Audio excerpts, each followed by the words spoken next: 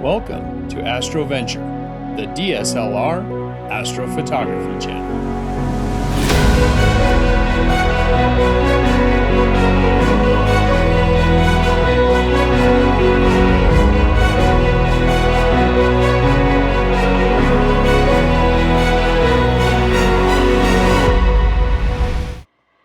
Hey there, Astroventures, welcome back. If you're new to this astrophotography channel, my name is George, and this is the astrophotography channel for DSLR and mirrorless camera bodies, combined with the lenses we already own and a simple star tracker like the Skyguider Pro or the Star Adventurer.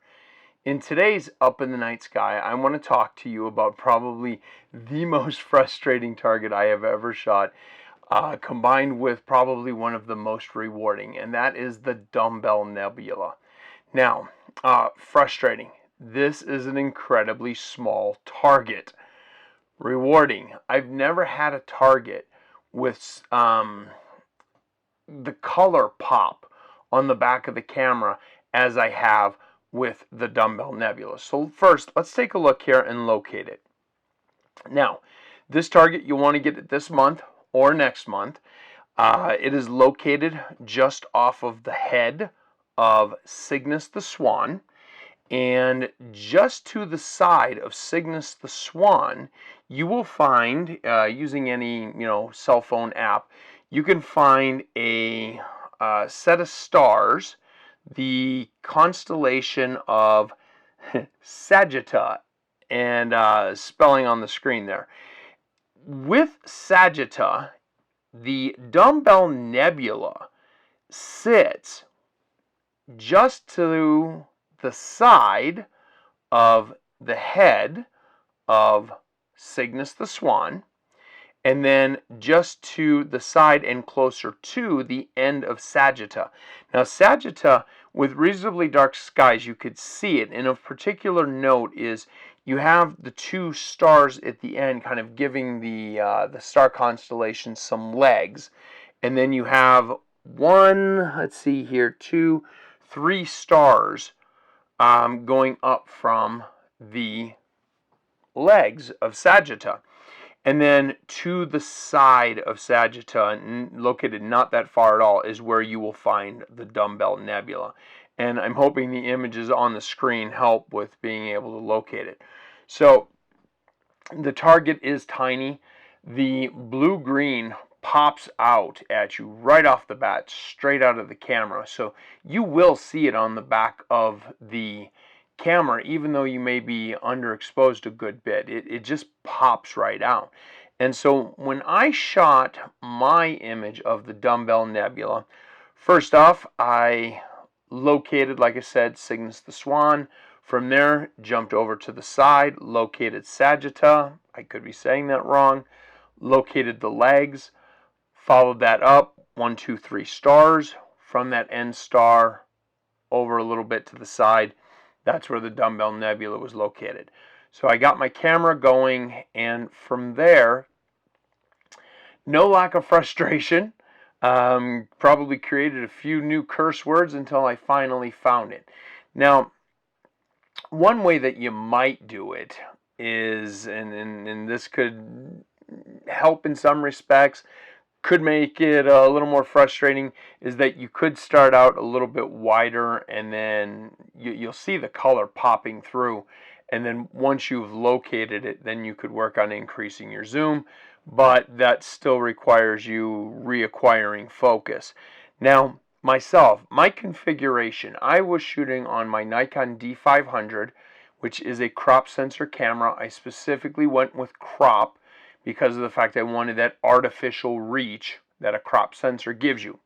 I then paired it with my 300mm prime lens, my 300mm f4 prime. So I'm at 300. Then, being on the crop sensor, that takes me to an equivalent of 450. Then from there, for some additional reach, I put a teleconverter on. Now, if you're unfamiliar with teleconverters, you need to do your homework and know which lenses can and can't be used with teleconverters, or you could possibly damage the back element of your lens. For myself, my 300 millimeter prime that I was using is completely compatible with the teleconverter. So let me rejoin this. So 300 millimeter on my crop sensor got me out to 450. Then I put on a 1.7 times teleconverter that got me out to a total of 765 equivalent millimeters. So it's a pretty narrow stretch of the sky. And then with the target centered, my polar alignment had to be really, really good, because at 765 millimeters, any being off on that is really going to jump right out at you. And I use an eye polar with my sky guider, and so that's how I'm able to get a really good accuracy.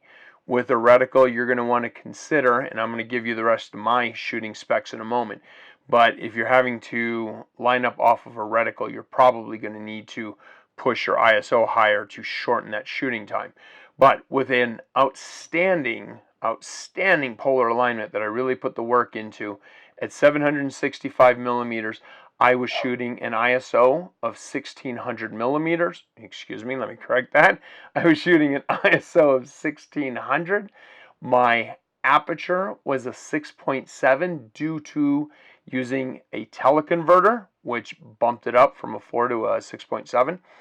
And then my exposure, I was doing 2 minutes, which is extremely long on a non-go-to mount. But like I said, I really put the time in to make sure that my polar alignment was good, and about every 15 minutes I was rechecking with my eye polar, because I had to keep it super on target aligned to Polaris.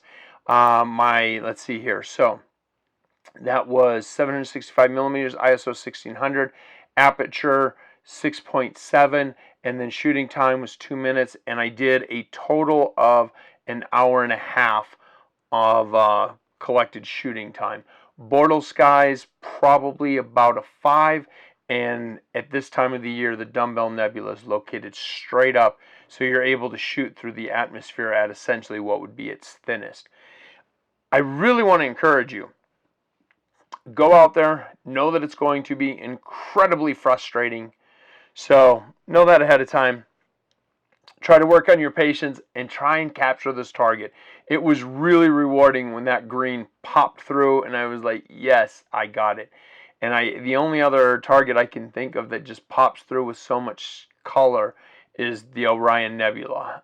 So the Dumbbell Nebula, I really encourage you, get on that, capture that one.